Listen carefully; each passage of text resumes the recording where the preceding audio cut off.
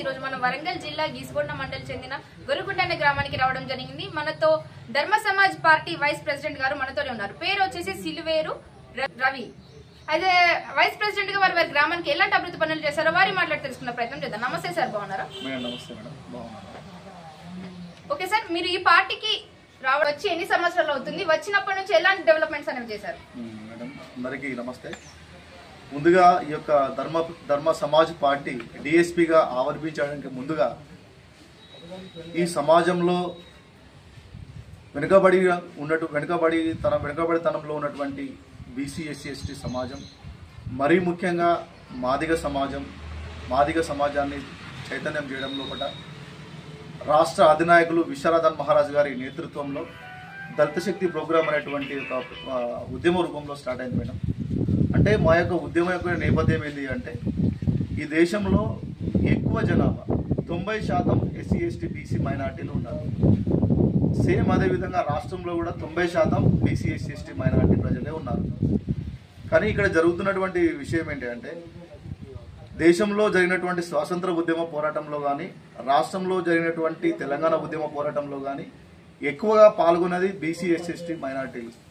అంటే మా ఇక్కడ బీసీ మైనార్టీలను స్పెషల్గా వాళ్ళకి చెప్పాల్సిన అవసరం లేదు, ఎందుకంటే వాళ్ళు యాజ్ గా మనకు బీసీలో వాళ్ళు వస్తారు కాబట్టి వాళ్ళను మేము మత మైనార్టీలుగా బీసీనే మేము తీసుకుంటాం. అంటే బీసీ ఎస్సీ ఎస్టీలు తెలంగాణ ఉద్యమంలో కానీ స్వాతంత్ర ఉద్యమంలో కానీ ఎక్కువగా పాల్గొన్నది మనవారే, ఎక్కువగా ప్రాణాలు కోల్పోయింది కూడా మన వాళ్ళే. తర్వాత దీంట్లో మరీ ముఖ్యంగా ఈ యొక్క దేశంలో కానీ ఈ యొక్క రాష్ట్రంలో కానీ అత్యంత ఎక్కువగా వివక్షతకి గురైనటువంటి సమాజం ఏదైతే ఉందంటే అది మాదిగ సమాజం. ఆ మాదిగ సమాజాన్ని చైతన్యం చేయడం కోసం ఒక్కొక్కరిని వాళ్ళకు పైసలు ఇచ్చి లేదా బిర్యానీ ఇచ్చి కాకుండా చైతన్యంతో వాళ్ళకు ఉన్నటువంటి ఇంతకు ముందు ఉన్నటువంటి చరిత్ర, అంటే క్రీస్తు పూర్వం ముందు ఉన్నటువంటి చరిత్ర ఏదైతే మనం జంబూ ద్వీపం జాంబవంతుడు జాంబవరాజు అని చెప్పుకుంటామో, ఆ జంబూ ద్వీపం యొక్క చరిత్రను చెప్పుకుంటూ ఈ మాదిగలు ఒకప్పుడు ఈ యొక్క రాజ్యాన్ని పరిపాలించినటువంటి మహారాజులు అనేటువంటి ఉద్యమ నేపథ్యంలో విశ్వనాథన్ మహారాజ్ సారు మాకు గత 7-8 సంవత్సరాల క్రితము మాకు మాదిగలకు బోధించడం జరిగింది మేడం. ఆ ఉద్యమంలో మేము పనిచేస్తూ కేవలం మాదిగలకే కాకుండా బీసీ ఎస్సీ ఎస్టీ మైనార్టీ వాళ్ళందరికీ కూడా న్యాయం చేయడం కోసము ఈ యొక్క ఉద్యమంలో మేము పనిచేస్తూ ఇప్పుడు అది ధర్మ సమాజ్ పార్టీ డిఎస్పీగా కూడా ఆవిర్భావం కావడం జరిగింది మేడం.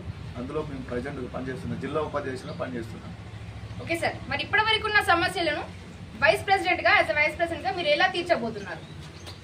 మేడం, ఇంతకు ముందుకు మేము ఈ పార్టీలో కానీ ఒక ఉద్యమంలో కానీ రాకముందు ఫస్ట్ అంబేద్కర్ యువజన సంఘం గ్రామ అధ్యక్షునిగా నేను చేశాను. అప్పుడు ముందుగా ఏదో మామూలుగా ఏమనుకున్నానంటే చదువుకుంటున్నాను, తర్వాత కొంతకాలం ట్యూషన్ చెప్పినాను, తర్వాత ఏదో ఉద్యోగం చేసి మామూలుగా బతికేద్దాం అనుకున్నాం.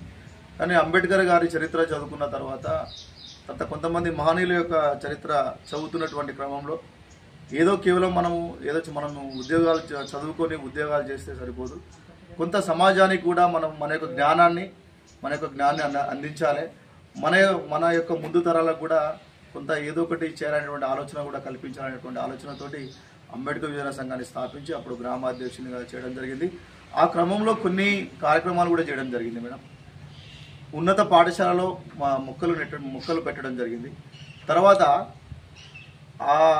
మా గుర్రకుంట గ్రామం క్రాస్ నుండి ఇక్కడికి వచ్చే క్రమంలో ఫస్ట్ ఒక రోడ్ వేశారు. ఆ రోడ్ వేసిన తర్వాత ఏం జరిగిందంటే కాంట్రాక్టర్ పని సరిగా లేక మొత్తం అస్తవ్యస్తంగా జరిగిపోయింది. దాని తర్వాత ఏం చేసిందంటే ఆ యొక్క రోడ్డు యొక్క కాంట్రాక్టర్ యొక్క పని విధానం సరిగా లేక రోడ్డు అంతా సర్వనాశనం అయిపోయింది.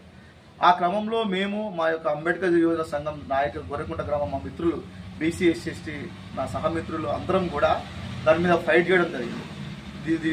ఇక్కడ కాంట్రాక్టర్ యొక్క పని సరిగా లేదు, ఇక్కడ చాలా నిర్లక్ష్యం జరిగింది, రోడ్డు ప్రమాదాలు కూడా జరుగుతున్నటువంటి విషయాన్ని పోరాటం తీసుకొని మేము ఫైట్ చేసి తర్వాత కొంతకాలానికి ప్రభుత్వం కూడా ఇక్కడ ఉన్నటువంటి నాయకులు కూడా మాకు కొంతమంది సహకరించారు.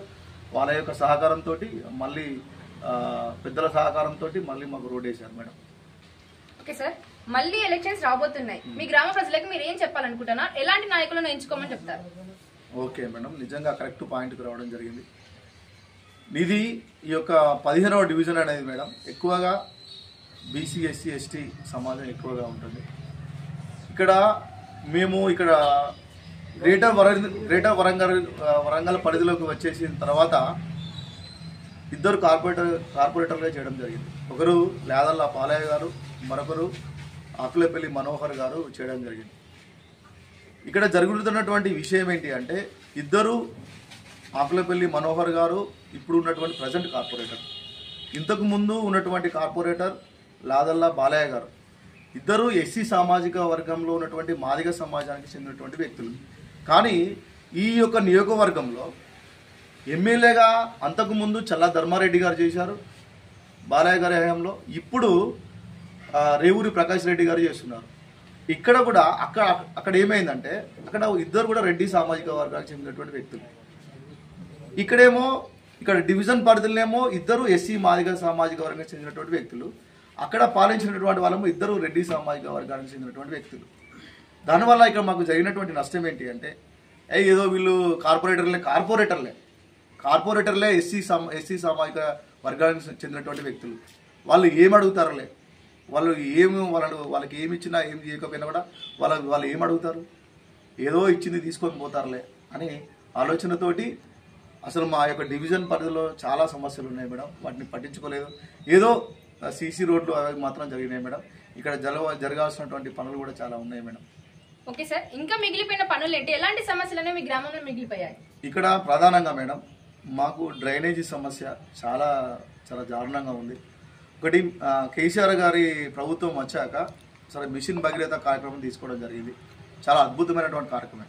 కానీ మిషన్ భగీరథ వచ్చిన తర్వాత ఏమైందంటే, ఇంతకు ముందు ఉన్నటువంటి సీసీ రోడ్లని మొత్తము ధ్వంసం చేశారు. దాన్ని అట్లనే వదిలిపెట్టడం జరిగింది. దాని క్రమంలో ఏమైంది అంటే, డ్రైనేజీ వ్యవస్థ అనేది పూర్తిగా దెబ్బతిన్నది. తర్వాత వర్షపు నీరు, తర్వాత ఇళ్లలో వాడేటువంటి వాటర్ కూడా కలిసిపోయి మొత్తమే ఇళ్లలో ఉన్నటువంటి ముసలి వాళ్ళు కానీ, ఇళ్లలో ఉన్నటువంటి చిన్నపిల్లలు కానీ చాలా అనారోగ్య సమస్యలు కూడా గురికావడం జరిగింది. మేము కూడా కోరుకునేది ఏంటంటే, మాకు డ్రైనేజ్ వ్యవస్థ కావాలి. తర్వాత మా గ్రామానికి కూడా ఒక మంచి లైబ్రరీ, ప్రభుత్వ లైబ్రరీ కావాలని మా గ్రామం నుంచి మేము కోరుకుంటున్నాం మేడం గవర్నమెంట్ని. ఓకే సార్, నేటి యువతకి మీరు ఏం చెప్పాలనుకుంటున్నారు? నేటి యువతకి మేము ఇప్పుడు ఏం చెప్పగలుగుతున్నాం అంటే, మరీ ముఖ్యంగా ఫస్ట్ మనకు చదువు కావాలి మేడం. చదువుకున్న తర్వాత ఖచ్చితంగా కేవలము ఉద్యోగాల కోసమే కాకుండా మనము అందరం కూడా ఇక్కడ ఉన్నటువంటి ఎక్కువ జనాభా కూడా అణగారిన కులాలు బీసీ ఎస్సీ ఎస్టీ సమాజమే మేడం. ఇక్కడ అంతా ఎక్కువ మంది, చాలా తక్కువ మంది ఉద్యోగస్తులుగా ఉన్నారు బీసీ ఎస్టీ నుంచి కూడా. ఏదో మొన్న కొద్దిగా ఉన్నారు తప్పించి ఎక్కువ శాతము ఇక్కడ పేదరికం నుంచి వచ్చినటువంటి కుటుంబాలే ఎక్కువ. అంతకుముందుకు ఇక్కడ కాటన్ ఇండస్ట్రీ ఉండేది. ఆ కాటన్ ఇండస్ట్రీ నడవడం వల్ల వాటి మీదనే బాగా డిపెండ్ అయ్యి, ఇప్పుడు ఆ కాటన్ ఇండస్ట్రీస్ పోవడం వల్ల చాలా ఉపాధి కోల్పోయి కేవలం కొంతమంది ఉద్యోగస్తులు ఉండి వాళ్ళు కొంత బాగున్నారు తప్పించి మిగిలిన కుటుంబాలు ఉపాధిని కోల్పోయి చాలా ఇబ్బందులు పడుతున్నాం. మా గ్రామానికి మాకు కావాల్సిన ఉపాధి కూడా మాకు చాలా మందికి లేదు మేడం. ఉపాధి వాళ్ళు చదువుకున్నటువంటి చదువులకి, చేసుకున్నటువంటి పనులకి ఎలాంటి అర్థం లేకుండా పోయింది. యువతకు ఏం చెప్పుకుంటున్నామంటే, మంచిగా వాస్తవానికి ఎవరైనా మంచిగా చదువుకోవాలంటారు, కానీ చదువుకున్న తర్వాత కేవలము పై చదువులు చదువుకొని ఇక్కడ నుంచి విదేశాలకు వెళ్ళాలి, కంపల్సరీ వెళ్ళాలి. విదేశాలకు విదేశాల్లోకి వెళ్ళి చదువుకోవాలి. ఎందుకు అంటే, విదేశాల్లోకి వెళ్ళి ఎందుకు చదువుకోవాలి అంటున్నాము అంటే, ఇక్కడ ఈ యొక్క దేశంలో ఉన్నటువంటి పరిస్థితులు, విదేశాల్లో ఉన్నటువంటి పరిస్థితులు, ఇక్కడ ఏ విధంగా ఇక్కడ ఎస్సీలను కానీ బీసీలను కానీ ఎలా అణగదొక్కుతున్నారు. విదేశాల్లో ఎంత స్వేచ్ఛగా ఉన్నాయి, అన్ని కులాలు మతాలు లేకుండా ఎంత స్వేచ్ఛగా ఉన్నాయి. ఇక్కడ ఎలాంటి పరిస్థితులు ఉన్నాయో చూడాలి. ఖచ్చితంగా యువత అనేది వీటిని గమనించాలి. కేవలం ఇలా ఉన్నత చదువులకు వెళ్ళడమే కాకుండా అక్కడ వాళ్ళు మంచిగా సెటిల్ కావాలి. అంతేకాకుండా మా గ్రామం నుంచి IAS, IPS కూడా కావాలని యువతను మేము కోరుకుంటున్నాం మేడం. చెప్పాలనుకుంటున్నారా? మరొకసారి ఈ యొక్క సభాముఖంగా మీడియా ముఖంగా తెలియపరిచేది ఏంటంటే, ప్రతి సోమవారము మేము అంటే మా యొక్క ధర్మ సమాజ్ పార్టీ నుండి నేను, మా మిత్రులు హరికృష్ణ, కిరణ్, వీళ్ళందరము, యాగూబ్ సార్, చక్రి, మేమందరం కూడా మా గ్రామంలో మా డివిజన్ పరిధిలో ఉన్నటువంటి సమస్యలని అనేక సార్లు మా గ్రేటర్ వరంగల్ మున్సిపల్ కమిషనర్ గారికి మా యొక్క సమస్యలు తీసుకెళ్తున్నాం. ఎందుకు అంటే, ఇక్కడ ఇప్పటికి నిజంగా స్వాతంత్రం వచ్చింది, తెలంగాణ వచ్చింది, ఎక్కడి సమస్యలు అక్కడే ఉండిపోయినాయి. కాలువలు చాలా దరిద్రంగా ఉన్నాయి మేడం, రోడ్డు చక్కగా లేవు. తర్వాత చదువు ఉన్నత పాఠశాలలో కూడా చక్కనైనా చదువు చెప్తున్నారంటే అలాంటి పరిస్థితి లేదు. కార్పొరేటెడ్ స్కూల్కి వెళ్ళి చదివిద్దామంటే మామూల దగ్గర పైసలు లేవు.